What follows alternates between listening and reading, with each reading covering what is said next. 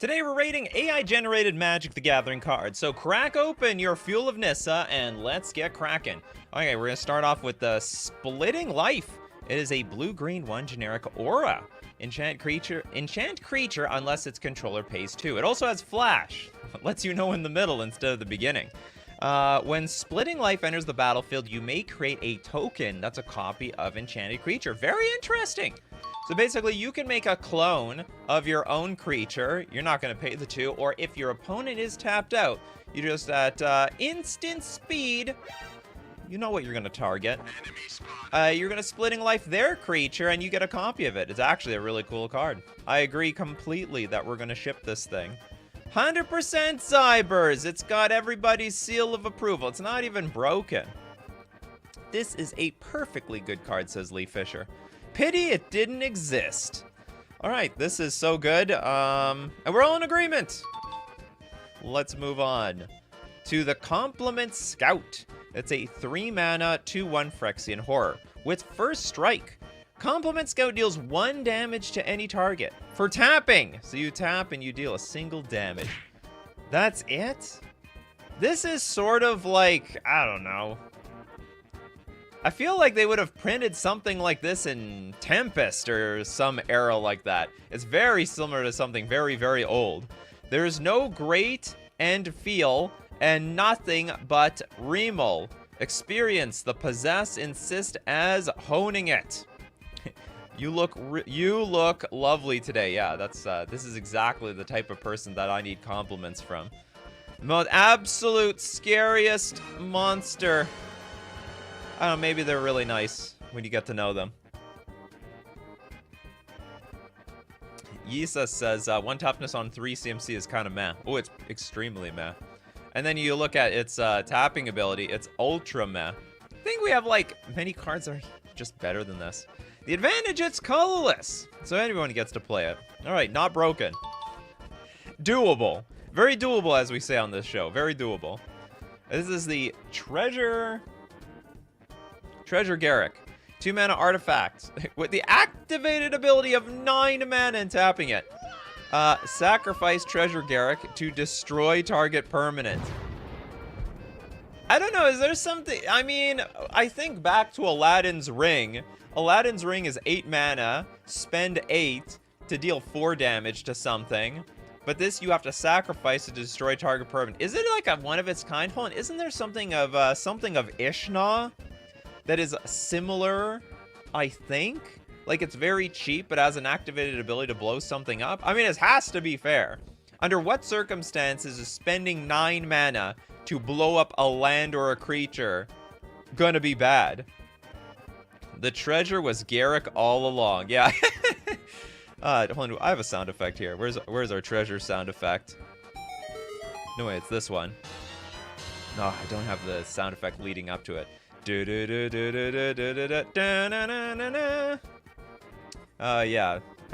It's like Link approaching a treasure chest, and boom! Congratulations, you have a Garrick. And I guess you get all the weapons that you can equip that he was harnessing. This is a power... It is absolutely a power move. You're really flexing the amount of mana that you have on the battlefield. Garrick in a box! Yeah, all for the low, low price of 3 installments of 3 mana. But although you have to pay it all at what you have to save it up.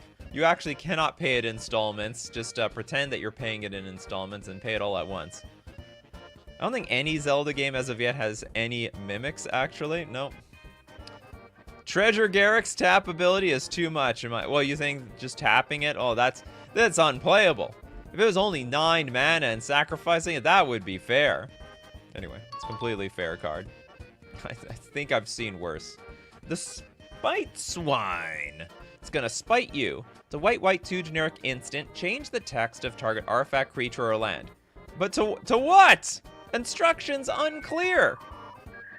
What, I could just do anything. I could just say, this adds colorless, or this adds no mana. This land adds no mana, just like that sad wizard we looked last show. Yeah, change it completely? You could, yeah, we could turn it into a, I guess we can't change the the power toughness on cards, but we could completely change an artifact saying like it adds mana to, you know, it adds mana to turning into a treasure Garrick, for example. And with any activated ability at any cost that we want. This is why you should cut back on pork. Yeah, I'll make my Ornithopter into a hexproof indestructible. Oh yeah, you could give it Annihilator 50. You could give it Annihilator 50, and whenever this creature attacks, you get like 20 extra turns after this one. Wow, we just broke the card. Yeah, yeah, you could change creatures to say like when this creature attacks or tap, you win the game. Yeah, I forgot that. You could do that too. Okay, so anyway, this actually is completely busted. We can change the text to whatever we want. There's no specification. Just make everything. Tap, win the game. Or no, that's worse. Best is pay 0, win the game. Okay, Spite Swine this thing. Oh, it resolves? Okay, this land has pay 0, I win the game. Okay, I activate. Well, in response, I stifle. Well, I'll activate it again in response. Any responses? Okay, I'll just reactivate it again. I'll reactivate it. It costs 0 mana. You owe your opponent 20 bucks. Memnite with Annihilator 20. Well, we're thinking, you know what? Honestly, we're thinking too small with that. Gain 60 extra turns. We're still thinking too small. The possibilities are completely endless. Static ability, you win the game. It just says you win the game. Okay, well, and you could like target your own land, which effect is so much harder to interact with from the opponent's perspective. Like they can interact with the artifacts and creatures, but the lands would be too difficult. You just target your land and say you win. That's effectively it. Change lose to win on Final Fortune. Oh, I don't know if it works like that because it has to be on a permanent. No, not spells. Anyway, funny card. Okay, we got the Mirandist of Forest. It is a white 6 generic 8/8 Yeti with Bushido. As long as an opponent has 8 or more cards in their hand, this spell costs 3 less.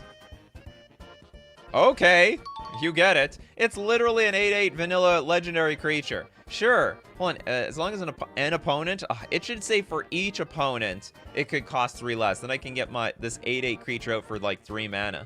Is anyone in the market for some Yetis around here? You want some Yetis, the command sphere? Yeah, it just costs 3 less no matter what, as long as the opponent has 8 or more cards in hand. And that's really hard to ask for. Like, who has 8 or more cards? Like, so they need to have, like, command tower? No, reliquary tower. They need reliquary tower out. Oh, it only costs 3. Oh, it's just 3. It's not 3 less. Right. As long as the opponent has 8 or more, this spell just costs 3 mana. But it's so... Well, does it really danger? The Black Lance Geo, does it really? I mean, how often does an opponent have 8 or more cards in their hand on your turn? Not very often.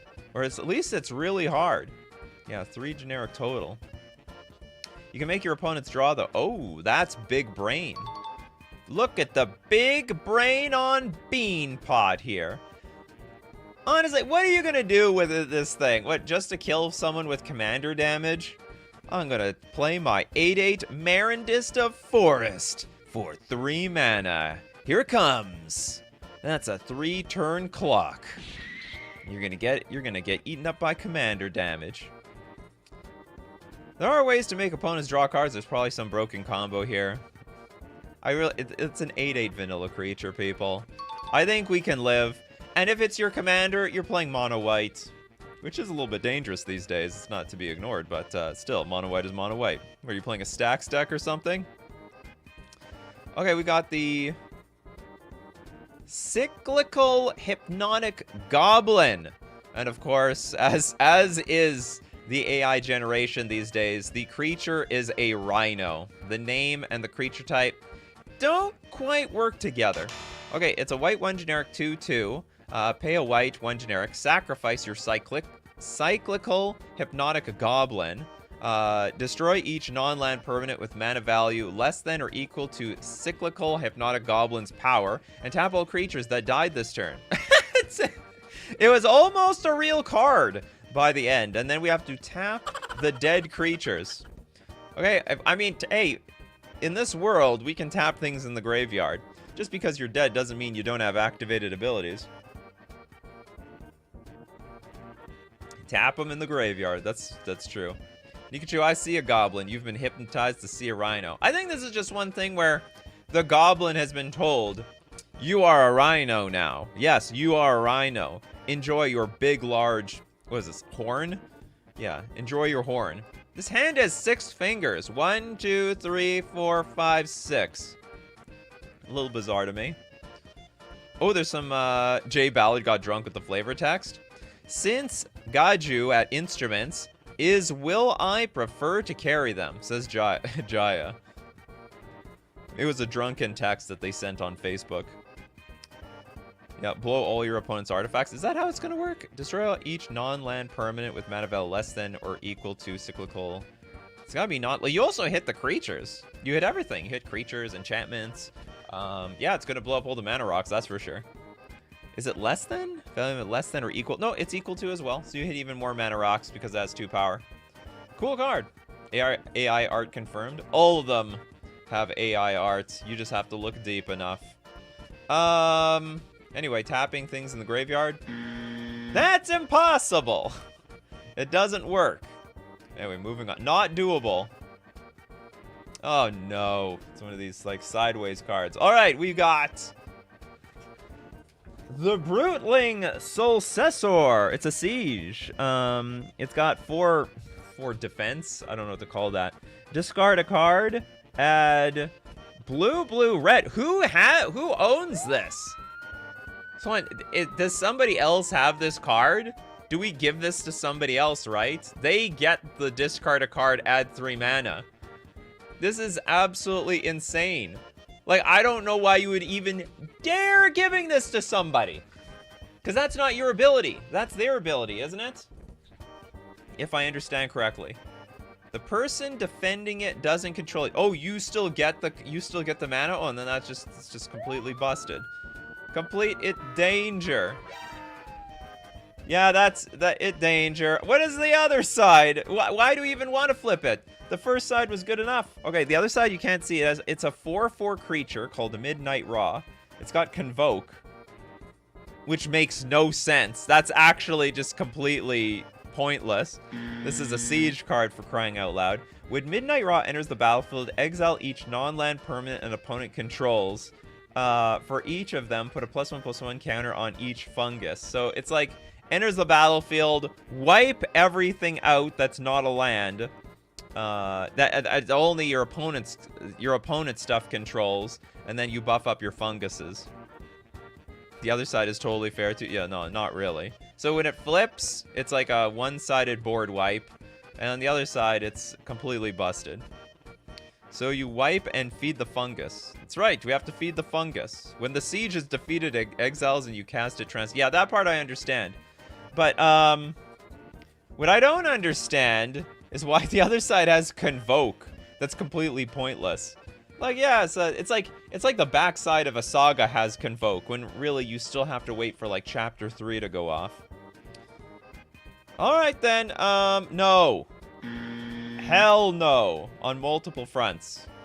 The Bruteling Successor is going to be a part of the past. Okay, Spatial Missionary? What is that supposed to mean? Okay, it is a green, 2 generic, 2/2 Goblin Warrior. Apparently dressed in a cardboard box. We have all this metallic armor on perhaps the least vital organs of the body, and then we are protecting the most vital organs with a cardboard box. It's a Goblin Warrior. Random. You gain 5 life and get 2 energy. Well, actually, it's not even energy. 2 Sheikr counters. I don't even know how we randomly even activate this ability. Is it like an ETB effect? Do I get to activate this anytime? Or is it when a random something happens, this activates? Yeah, this card gets more random the deeper we look into it. Well, it is a 2/2 creature for 4 mana, that much we know. It's even more random. Do you know what? I thought this person is wearing like a medieval helmet. This is a football helmet, if you look deep enough. They've got like sort of that sort of football mouth guard. Is there any other oddities going on in this image that we can't see? It's random, duh. You have no idea when it'll activate. Yeah, it could activate at any time. It will let me know. This is like one of those augmented reality cards. You have to keep looking at it through the you have to keep looking at it with your cell phone. And eventually maybe something random will happen at any moment. So you gotta play your turns fast, because maybe I'll keep gaining life. Oh, you took too long with your turn. I just gained another 5 life. Also gained some Sheikr counters. Spend too much time. Oh, if you don't get back to my turn, don't kill me quickly enough. Keep gaining that 5 life. You trigger Sheikr at random. New alchemy mechanic just dropped. Yeah, there you go. That is an alchemy mechanic if we ever saw one. So if we actually looked at this through the lens of alchemy, I guess this is fine. If you look at the lens of regular paper Magic the Gathering cards, impossible. Oh, also, we don't have no idea what to do with the Sheikr counters. How to spend these Sheikr counters? Are they worth like 2 energy each? It's like worth double energy. How many Sheikr counters do we need until it dangers? I don't know. We need to wait to see what the Sheikr mechanic is. The Crimson Statue. This feels like a real Magic the Gathering card. It's a red 2 generic enchantment. Pay 6. Target creature gets +2/+2 until end of turn. Any player may activate this ability. Ah, we have buffing. We can buff our creatures for all. Anyone has access to +2/+2 mechanic. Oh yeah, if you have infinite mana, it's just complete GG. That it will work. Well, it's not terrible. It's just not good. Oh, you know what? Okay, I take it back. It's terrible. It's 3 mana for an enchantment. You gotta spend like another 6 mana. What's funny is, let's say I'm player A. Player B attacks player C. I could interfere by buffing up somebody's creature with my 6 mana. So it could be like a funny political jank type of card. Janky but Zybers, says Ree. This is the weirdest political card. Whoever has the most mana has the most power around here. That's all it means. It's weird that it's an enchantment. It is. You're enchanted with the ability to buff yourself up. I have no idea what the Crimson Statue has anything to do with that. Yeah, cool art at least. Good enough by itself. It's doable. It's doable. Some people would snap put that in their deck. Okay, Wings Shepis Inn. It is a red 3 generic saga. It has 2 chapters. Chapter 1. Chapter 1 and 2 are actually the same. Create 2 1/1 black and green pest creature tokens with whenever this creature attacks, defending player discards a card. That honestly is pretty underwhelming. Although I don't know any other card that like is even comparable to this. So you basically spent 4 mana to get a 1/1 that you can attack and make someone discard their card. That's it. And then you'll get another one next turn, and then it sacrifices itself. We're all in agreement. It's very doable. By turn 4, not many cards in hand. I know what you're talking about. Yeah, we're all in agreement. Very, very doable. We can move on. Wing Shepis Inn. Ooh, what's up? I didn't look carefully at the art. There's a bunch of, I guess these are the pests. Those pests will make sure that your hand is cleanly empty. Okay, we got Hitota. This is a white 4 generic 2/4 dragon. It's got flying. It also has evoke. Can't while Hinota has a hat. Then it's never going to evoke because it always has a hat. So you're telling me like some arts of Hinota can evoke, but this particular one cannot? Can't evoke? Oh, maybe it means other people can't evoke. Like evoke. Evoking can't happen while Hinota has a hat. It's a, yeah, how, howdy partner. How are you in these parts of the multiverse? Very strong if altered. Oh yeah, you mean like if you, yeah, alter the hat away? Nope, you can't. He's got a hat. Yeah. Are you trying to evoke your subtlety? Look at my art. Hinota has a hat. Imagine they print versions of this without the hat on. Then you just have to alter in a hat, and then it's perfectly legal again. Very moochin uncard. So can't work. Was that Pig Latin? Is Hitota missing a leg? Maybe. Lost it in a gunfight. Actually, maybe this is the hat from Jurassic Park.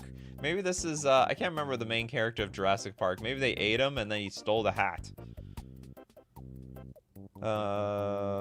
Very much an uncard in some way or form. I think this is okay. I mean, it is uncard worthy. Usually, real Magic the Gathering cards are not going to reference the art in their card ever. It's never going to look at it. That's not a real card. That's just an uncard. All right, it is a legal uncard, but an illegal regular card. Cannot make no reference to your art. You could alter the art and make it very illegal. Next up, we have got the Call for Abbot. It is a blue 1 generic instant. This spell can't be countered. Destroy target spell. We're blowing them up on the stack now, people. So, I mean, it gets around uncounterable spells. If the spell... it can't... So, actually, what that means is you can call for Abbot someone else's Call for Abbot. Because we're not even countering the spell. We're just destroying it on the stack before it even gets a chance to resolve. That's if the spell is countered. No! I guess it's a new form of counter spell. If that spell is countered this way, exile it instead of putting it to its owner's graveyard. It's like shooting something in Duck Hunt where you like sorry, there was like those clay games where you like shoot the clay and it's like splatters. That's how I look for Call for Abbot. Look at this telephone. It's literally just a cord talking to itself. That's like ancient. That's the ancient telephone in the multiverse. Father Abbot, I have a problem. My opponent cast a spell. They're clay pigeons. Duck Hunt had clay shooting. That's what I'm sort of imagining. So it doesn't even go to the graveyard. It gets exiled because it just ceases to exist. And they are sitting in the same room. Yeah.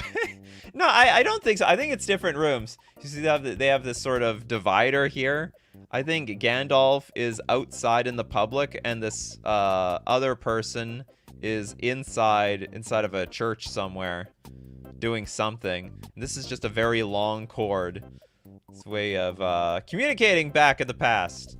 The old style telephone. It's not different from those styrofoam cups with a string attached to it. It's basically the same sort of system. It's the exact same system. Gandalf and the monk really don't want to talk to each other in person. Maybe it's long distance. That cord is very, very long. Okay. I think it's cool. It actually sort of works. It works enough that I'm going to give it a pass. Eye of Protection Transfield is a red 3 generic instant. Untap all creatures. You may put a creature card from your hand onto the battlefield. And at instant speed show and tell. No way. This has to be busted. It's 4 mana though. Is the power of this game so far that this is actually broken? It's like instant speed show and tell for 1 extra mana. Oh no, it's not even close to show and tell. Show and tell was symmetrical and you never untap your creatures. Now this time you like attack with everything. And then someone tries to attack you. Surprise! I've got the Eye of Protection Transfield. I untap all my creatures, and I put my gigantic bomb from my hand onto the battlefield. What a turnaround. They're never going to recover from this. More like, show this card the doors. It's too powerful for Modern. Modern Horizons 5? I don't know, maybe we're getting there. That's possible. Okay. It danger. It absolutely a danger. It kind of some people are like kind of danger. So your opponent can block. I mean, they'll know. They'll see it coming. Turn 2 Emrakul? What, with like, oh, you mean like turn 1 Turn 1, Soul Ring. Turn 2, Emrakul. Yeah, that's possible. Needs a downside, like you lose life equal to the creature's mana value. Or you just lose the game by your next untap step. Yeah, this card is a little too busted. Way too busted here. And whose eye is that? Maybe it is Emrakul's eye. Emrakul sees all. Well, this is going to be hard to pronounce. Despoy Spavenarian. It is a triple blue otter. All right, you have my attention. It's a 2/1 creature with tap. You gain 2 life for each tapped artifact, creature, or enchantment on the battlefield. That's cool! That is a pretty cool card. It's weird life gain in blue. Very unusual here. Suddenly we're gaining life for all the tapped artifacts on the battlefield. You think it dangers? It's literally life gain. How is your life in any danger? Is it though? Aren't there tons of ways to put creatures directly from your hand onto the battlefield? Not at instant speed and not for 4 mana. You could gain a ton of life here. So for each tap, it does count your own. So you can tap basically everything of yours. Tap your creatures, your artifacts. I don't know how you tap your enchantments. That is an unusual card type to have tapped. But if there are any tapped enchantments on the battlefield, yeah, it works. Read the reminder text. Okay, what's it reminding? It's an additional combat phase. What the hell does that mean? So we just tap to get additional combat phases every turn? Man, it was almost perfect until the reminder text. See, I just ignore reminder text these days. It's even harder. It's actually not worth forgetting about it on the AI cards because sometimes the card is completely different. The ability is completely different from the reminder text. Yeah, okay. Enchantment lands can be tapped. That's true. Urza Saga. Urza Saga counts. Does not count lands, but the enchantment lands it does. Works with all permanents. Enter the battlefield tapped card. Also definitely works. I'm going to ignore this. It's an additional combat phase because that does not make any sense whatsoever. So if we can ignore that part, I think this card is pretty cool. Life gain in blue. Get it while you can. It's 1 toughness. Come on, it's not the hardest thing to beat around here. We have another siege. It's the Assaulted Orazor. It is a red 2 generic siege. Craft with artifact red 2 generic. So you can exile this artifact, exile another artifact you control, or an artifact card from your graveyard. Return this card transformed under its owner's control. Craft only as a sorcery. Assaulted Orazor can't be blocked by creatures with power 2 or less. It's a siege. It cannot be blocked at all. It can't even attack. Yeah, when the sieges attack. Yeah, chaos ensued here. And then we've got the Malakir Guardian. Now it's a 2/4 creature. Each creature you control has trample, haste, and can block any number of creatures. Any number. And can block as many creatures as you possibly could want. Actually, I think I can like move this over. Here we go. So you can see the power of the Malakir Guardian. Do you feel the power here? This is the state of MTG in 2023. Your sieges cannot be blocked. The siege cannot be blocked by creatures with power 2 or less. We've come to a point where we have to tilt our head to our AI overlords. We absolutely do. So you can transform it by damaging it or crafting it. Yeah, I have no idea what this card does. You guys' guess is as good as mine. As far as I'm concerned, it's not even printable. Flip side is interesting. Trample and haste. So if you attack fast. But if you don't attack, you can attack as much stuff as you could possibly want. Let your dreams go wild. All right. You're the music, and that means it's time to thank our sponsors. FusionGamingOnline.com, my favorite place to buy my Magic the Gathering cards. The deal of the week this week, got to be in that deal of the week every single week. It changes from week to week. Save 15% off all Secret Lair singles and sealed product. Whether that's going to be your special Soul Ring, an offer you can't refuse. Got to keep mentioning this because I love this cute art. I got one for my Commander deck, and I couldn't be any more happy. An offer you can't refuse, and it's the Kitty Jace. But they got a lot of secret lair arts. You know, the one thing that we love about Magic the Gathering is special arts. So we get the thing that resonates the most with us to play in our decks. And now you can get 15% off when you buy those arts at FusionGamingOnline.com. Don't forget to use coupon code Nikachu at checkout for an additional 5% off all your purchases. We're also going to thank Mana Traders, the premier place for renting Magic cards online. Why would you want to rent online? Don't you want to own it? Well, if you want to play more decks, it's hard to own the entire card pool of Magic the Gathering, but when you're renting, you rent from the card pool of Mana Traders, and they have everything, and then when you're done with the deck, you send it back and rent another one. You can support the channel using my Mana Traders link in the description below, or save 10% off your first 2 months using coupon code Nikachu_ZUE. And now back to the wild craziness that are AI-generated cards. Do we feel the fuel of Nissa today? Do we feel the fuel? Okay, next up we've got the... Let me rearrange things here. The Brain Channeler. It's a blue 1/1 Merfolk Wizard. Oh! Is this the Merfolk 1-drop I've been waiting for? Brain Channeler can't be blocked as long as red. God damn it. It's terrible. It's awful. So as long as it's red, I gotta make this thing red, which is possible, by the way. There's a lot of blue cards that will change the color of cards on the battlefield, or even change the text of cards. So anyway, it's blue right now, so it's no different from a Merfolk or the Pearl Trident. Now, it's also funny is that there's a few Merfolk that are already 1 blue, 1/1 unblockable. Like, it doesn't matter what color it is. Finally used for Magical Hat. Not familiar with Magical Hat. Unless you're talking about the Yu-Gi-Oh card.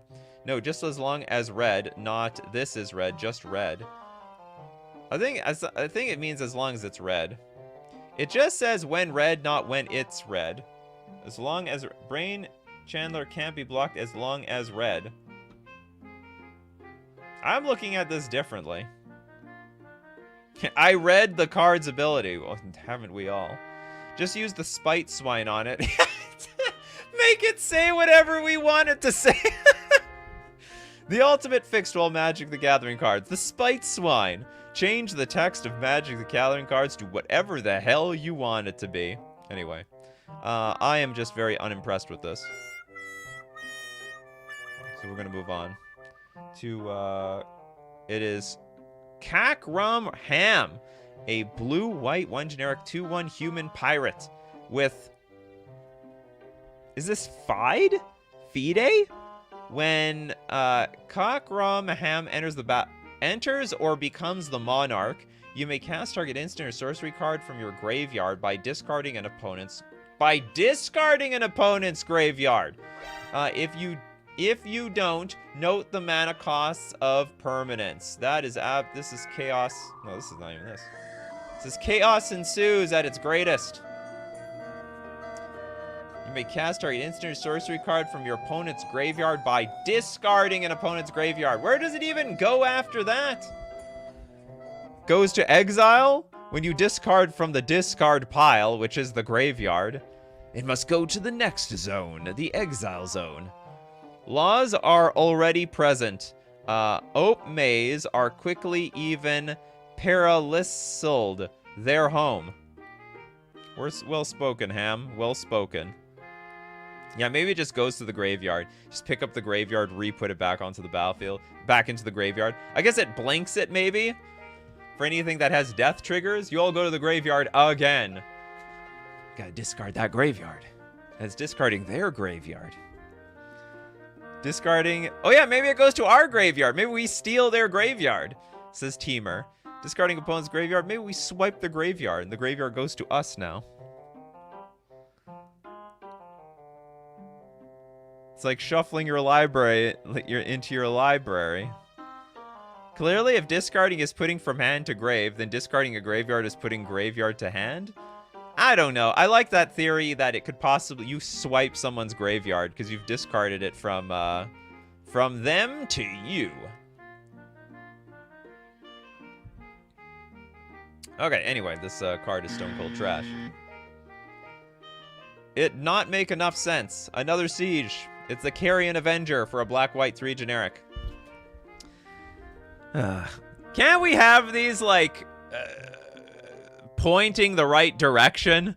Okay, when Carrion Avenger enters the battlefield, search your library for up to 2 pirate cards. Put them onto the battlefield, then shuffle. This thing's broken! 2 pirate cards? There's gotta be 2 broken pirates there. And then kicker, blue, green, and or red. We didn't even do anything with the kicker. And it has 2 defense. Just 2 defense, that's nothing. Then we've got Volcano. The Volcano has arrived. Oh, where's a good volcano sound effect? It didn't erupt. It has arisen. A volcano is a Cyclops. I think that's very flavorful. That is a banger. Because the volcano basically has 1 eye that it sees through. Vigilance. Creatures you control have reach. The volcano. Nothing can escape the volcano. Everything will have reach. Yeah, ship for pirates. I don't know what the pirates have to do with an active volcano, but cool.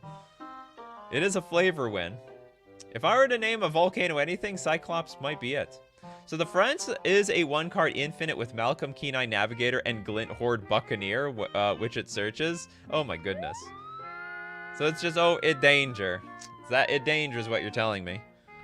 It's just a 2-card combo in 1 card.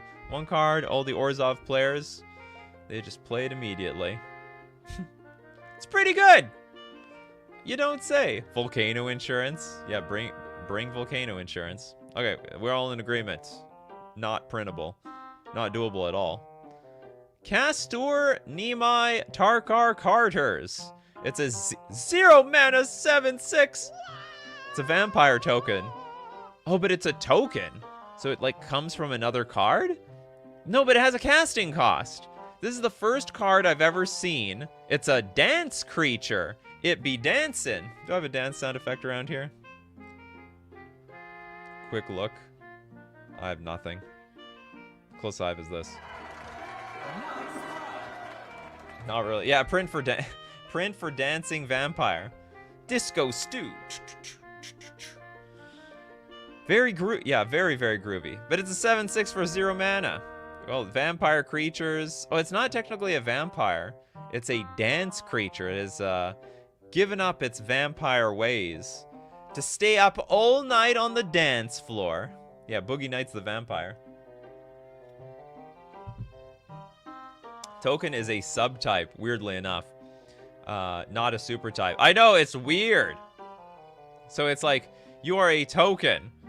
You are a creature type token. So like, if there was a card that says all tokens get like +1/+1, I guess it still buffs up the Castor Nemai Tarkar Carters. Anyway, it has to be busted, right? It's still a 0 mana 7/6. That's like a pretty good rate, even for any creature. Like, imagine having like 4 of those in your opening hand. Okay, I'm gonna Castor Nemai Tarkar Carters. I imagine though it'd be so much fun winning with this card, because then you just break out into a dance. That like every time you win with this card, it is mandatory that you win in style. Dies to Unholy Heat. It does. It's balanced in that way. Anyway, I don't think this is doable. A little busted. Clearly a card we'll get in Modern Horizons 4. We just have to wait and see. This is the Cockpit Torrent. It's a black-white 1/3 human shaman with first strike and vigilance and death touch. It's got a lot going for it. When Cockpit Torrent dies, that creature's controller creates a 1/1 colorless spirit creature token. It's still land. Target creature gains flying until end of turn. What is it, Elmer Fudd wrote this card? Oh, we're gonna get flying creatures. Flying. Yeah, I really like saying it's still land. Absolutely. It has to clarify that. It's still a land that adds no mana. Please. Where is it? Who said that? Please don't fly on me, uwu. Oh yeah, votes for flying. Absolutely votes for flying. Be very quiet. I'm gaining flying. Well, only when it dies.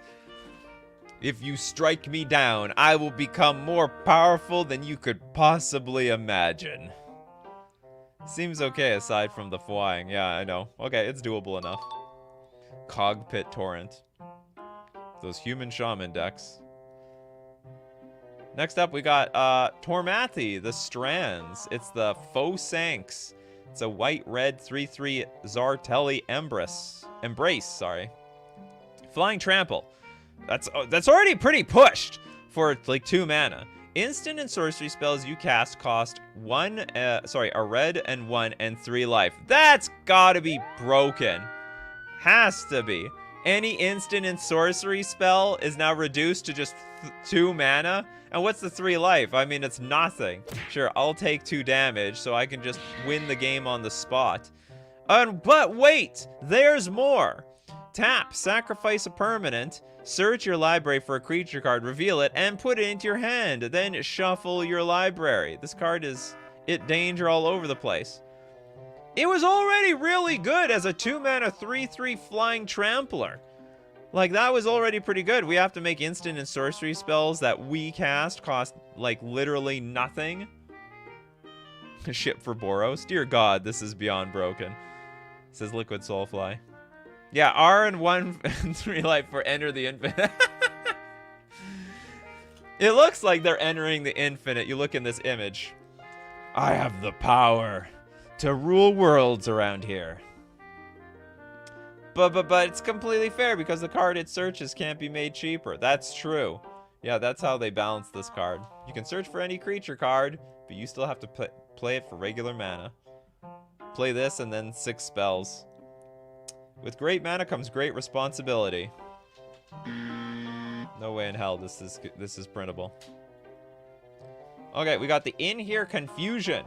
There's a black 1 generic saga. Chapter 1, destroy all artifacts, creatures, and enchantments. But that's itself. So it immediately blows up immediately. We don't even see chapters 2 and 3. What is the point of this card? It was made. Why was I designed to feel pain? Yeah, she hurt herself. She hurt herself in the confusion. Broken 2 CMC. Oh yeah, it is. It's like a board wipe for 2 mana. Where we destroy all artifacts, creatures, and enchantments. It's insane. But hey, the fair part is it blows itself up. Does it have read ahead? You pass the butter. As the saga enters the battlefield, the wheat has no read ahead. Okay, what could have been? So we need to somehow have on the battlefield something that makes our sagas indestructible or enchantments indestructible. Otherwise, this thing just gets wasted away like everything else. Chapter 2, create a 5/4 white and black vampire creature token with flying. And then Chapter 3, draw a card for each untapped permanent you control. I will say, if you go through the effort to make this thing indestructible, to somehow keep it on the battlefield, it's probably worth it. Like, they're making this like a challenge to be unlocked. So Stana likes the idea that it's a great idea. No, black shouldn't be able to destroy enchantments. Oh yeah, it's enchantment destruction. It's a bit of a color pie break here. And at 2 mana. Use Stifle to skip step 1. That's one way of doing it. So you could stifle the first ability. Barbara Wright gives this read ahead. Oh yeah, okay, yeah. So you get, like, all sagas get read ahead. That's true. So that's another way to do it. Okay, so flavor-wise, I think, or not flavor-wise, but, like, the design is cool. Like, there is, like, a saga type that basically self-destructs upon entering the battlefield. But if you can somehow get this card to stay on the battlefield through read ahead, to make it indestructible, countering the first ability, then you get the future abilities, which are pretty good. The other abilities are insurance against your opponent stifling the first. That's also an interesting thing. I stifle your chapter 1. Well, now you got to deal with chapter 2 and 3. And they're not going to show any mercy either. Bryce says it should have said this enchantment as indestructible when it enters the turn. No, well then it would be lame. Then it wouldn't be like an achievement unlocked sort of card. Cool idea. Bit of a color pie break. It's probably also, the first chapter is probably too strong. Destroy all artifact creatures and enchantments. This is literally just a board wipe. It's actually really strong for a deck that plays planeswalkers.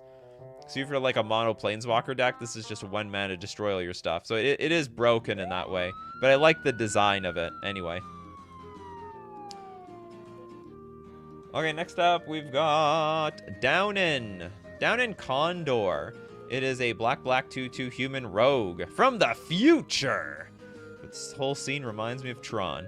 At the beginning of each end step, if there are 3 or more creature cards in your graveyard, creatures target player controls phase out. What, and that's it? Do they ever come back? Or is that just part of phase out that they'll come back later? So at the beginning of each end step, if there are 3 or more creature cards in your graveyard, is this, I have no idea, is this strong? Creatures target player controls. So at the end, at my end step, I can phase someone else's creatures out, and they will come back. They will come back. And it's just at the beginning of, oh no, it's each end step. So at the beginning of each end step, I can keep phasing people's creatures out. This will actually really mess with the board. So I could be like, okay, I'm going to phase this person's creatures out so that now you can go attack them. But then I'm going to phase your creatures out so that player D can attack C and so on. Can't you repeatedly target your opponent though? Yes! At each, wait, but it's at every end step. So at the end of somebody's turn, so let's say it's about to be your turn, and I phase your creatures out at the end of the last person's turn. Then it becomes your turn, your creatures phase back in, and you can use them. So I can only phase things out effectively to remove somebody's blockers. But, yeah, well, useless in one-on-one. No, it's still useful because at the end of my opponent's turn, I can phase out their creatures, and then I just wind slam them for a ton of damage on my turn. Should cost more, probably. This danger so much. Hard to tell. Really hard to tell. Chat doesn't know how phasing works. Maybe I don't know how phasing works. Creatures target player phases out. Control phases out. Yeah, it's each end step. Each end step, player's stuff is going to phase out. So, like, it can phase out on my opponent's turn. Like, at the end of my opponent's turn, in one-on-one, I'll just phase out all their creatures. Okay, they got no blockers. I attack them, then pass the turn, and they get the creatures back. No, they get the creatures back. Like, don't creatures phase back in at your untap step or something like that? Because you can only phase them out at end of turn. So then it comes to my turn, they have no creatures in play. I pass the turn, and then they get the creatures back again. It's way more balanced than it looks. I think this is a banger card. I think it's probably a little strong. You could probably increase the casting cost of this thing. But it's actually quite balanced. They'll still be able to attack with their creatures every single turn, and they'll probably just attack with everything because they have nothing to lose. It's all going to get phased out at the end of turn anyway. So basically it says, like, it sort of effectively says, target players, creatures can't block this turn. In addition to that, you know, there's no ETBs, no blinking, no activated abilities. So, because they're not on the battlefield.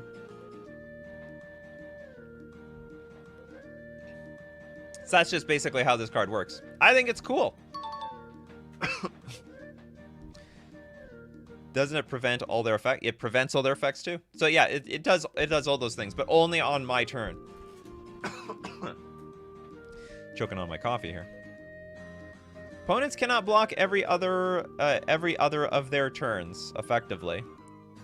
I'm trying to figure out how would this work in multiplayer. I guess you nail the person who takes the longest to get back to their turn. That's who you would hit first. Wouldn't opponents' creatures ETB? Well, they still oh no, they don't ETB with phasing. No, that's not how phasing works. That's the difference. They just sort of reappear on the battlefield, but they were always there, just hidden by an invisible cloak. And you can't pick creatures not to phase. And you can't pick, well, in this case, all the creatures get phased. Target player, all the creatures target player controls phase out. Yeah, phasing is not blinking. Cool card! A lot of good discussion here. Looked more and more interesting the deeper we got into it, just like how deep this art gets. Okay, next up we got the Phyrexian Shield Bearers. Last card, Zybers, by the way. It was a Zyber card. Black, 2 generic for a 2/3 human wizard with Defender. Phyrexian Shield Bearers enters the battlefield with a +1/+1 counter on it for each card in your graveyard. That could be pretty big. Tap, untap target artifact or creature. This Zybers just looks like a big clunky card to me, but if you're looking for something like this, I guess you can get it. So like it could enter the battlefield as a ginormous creature. You have like 10 cards in your graveyard. All right, you got like a 12 you have a 12/13 power creature. I mean, it's obviously doable. I don't think it dangers in any way. I guess you could put it in there's like that tree folk guy, Torbrand? No, is it Torbrand? No, it's not Torbrand. Domar? Duron? Can't remember. Some Abzan tree guy you can attack with the toughness. Oh no, still doesn't matter. Yeah, is it also say defending creatures can attack?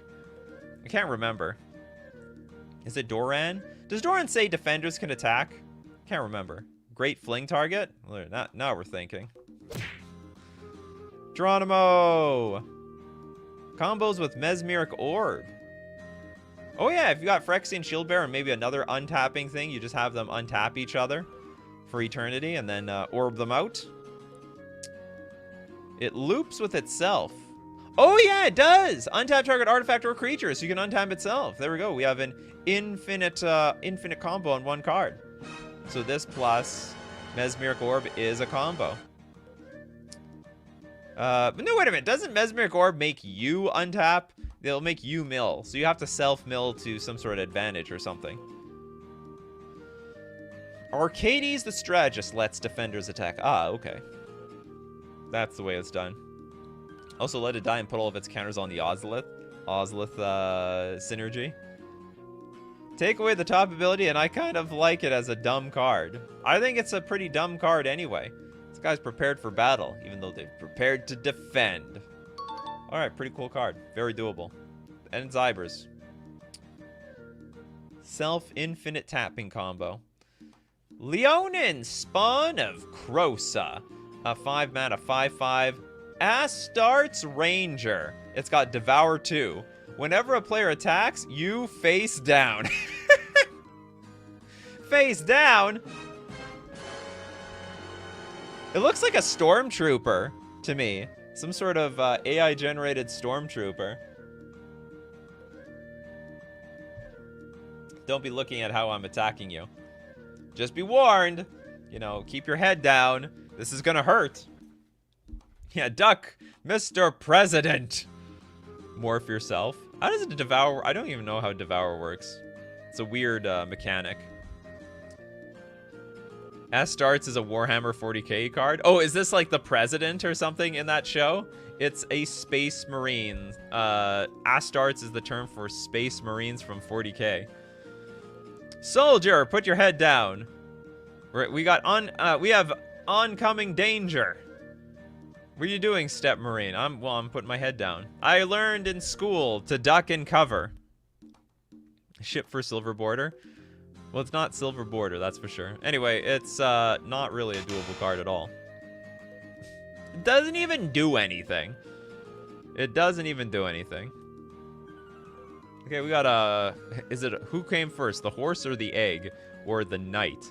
We have Vio, Tenor of Wild. It's a black-blue Gruul for a 4/3 egg. Lifelink. So that's where knights come from. They come from the egg. The stork delivers the egg and out comes a knight. I was always asking where knights came from. Okay, it's got lifelink. Modified creatures you control have protection from Nate. Protection from Nate.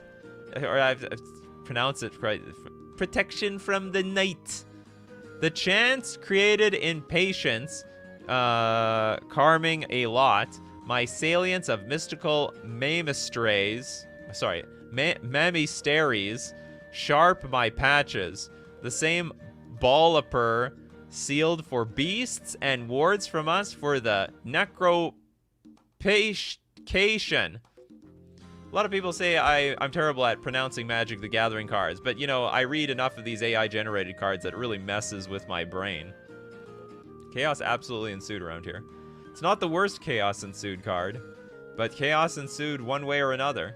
It looks like Humpty Dumpty's story. All the king horses and all the king's men couldn't put Humpty Dumpty back together again. Yeah, well, it's going to be even harder to put Humpty Dumpty back together again when you're inside Humpty Dumpty. Humpty Dumpty looks like a goner at this point. I don't even know if it's safe to... It's a 4-mana, 4/3 lifelinker. Modify creatures you control have protection from Nate. Well, Nate just has to come into existence, but it is a doable card one way or another. Necropication is my favorite Red Hot Chili's pepper song. Is that real?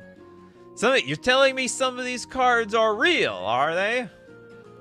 This sucks if you run a Knight deck. Yeah, it'll have protection. Well, only the modified creatures. I can't even remember what a modified creature is anymore. Moving on. We have Mary. Hey, it's this bear. The bear is back. Mary I, the Har-Satin. It is a 6-mana 3/3 Hydra. If a Rabile creature enters the battlefield under your control tapped, you get double energy. Mari I, the Har-Satin, can't be human. Well, it can't because it is a Hydra. It's got Infect. And at the beginning of your upkeep, you may copy the exiled card. You may cast Mary I, the Har-Satin, for a single card. I heard enough.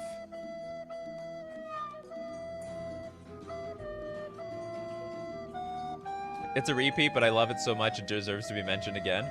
I don't mind cards to come back. You know, like, in real Magic the Gathering, we see, like, evolutions of the same card. Like, how many Thalias are there out there? So we can have more Mari I, the Har-Satins around here. The red bear wall creature. What the heck is that card type? Well, I will tell you this much. It is a Hydra at the end of the day. And that's what matters the most. I can't bear to read this thing. I can't bear to understand its true power. It's unbearable.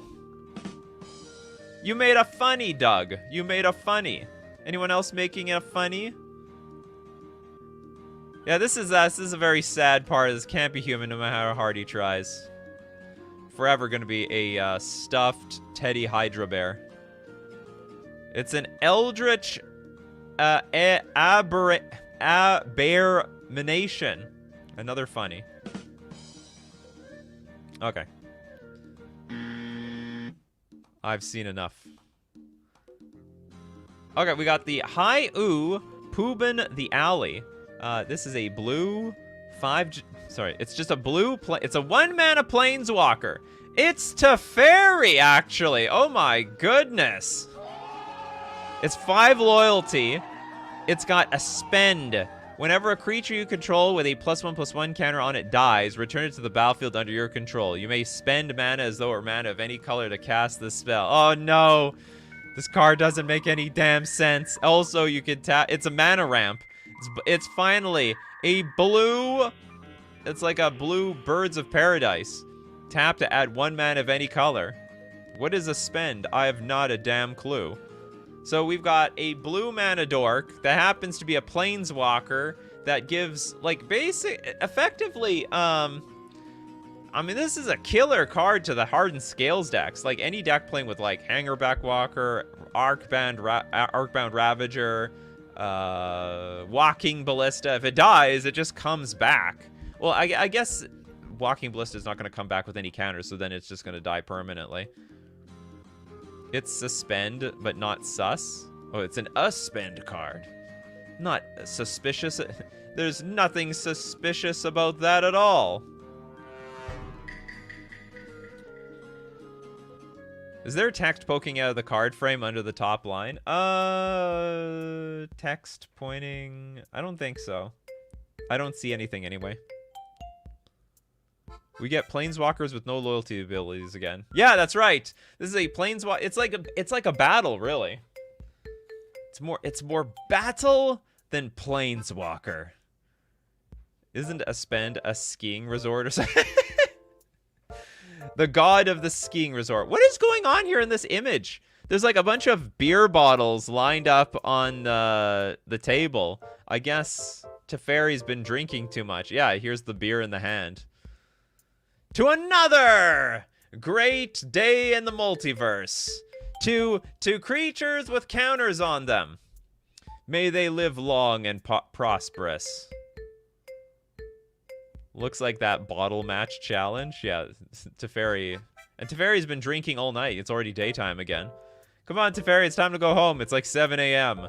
I'll tell you when I go home. I'm going to go home when I say so. And with that, that's going to be it for AI-generated cards today.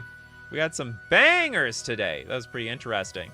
All right, if you want to be part of the show, you got to be here weekdays, 11 o'clock a.m. Central Standard Time. Except for this week. This week, tomorrow, Thursday, what is it, Thursday, March 7th, we're going to be at 8 o'clock a.m. Central Standard Time because I have a flight to catch. I'm going to SCG Con this weekend. And that also means that there's no show on Friday. And then when I come back to Canada, on the 11th, we'll have an evening show at 8 p.m. Central Standard Time. But normally, we do that set at 11 o'clock a.m. Central Standard Time. Thanks to everyone who supports the channel by being a patron on Patreon, a member on YouTube, or you super chat to be part of the show and help other people be part of the show. We also have to thank the Coffee crew for being here in the morning, like Noxer and Mark Zilla, Jonathan Abzo, Orvitus, Mr. Deadhead, Eve, Carlo, Erland, Captain, Ree, Sir Flasm, Spectral Maniac, Finkel, Lee Fisher, Jess, because you guys are the show. So as usual, my coffee crew, keep brewing up those coffees, and we'll keep brewing up the magic. Take care of yourselves, and I will see you at the next cup.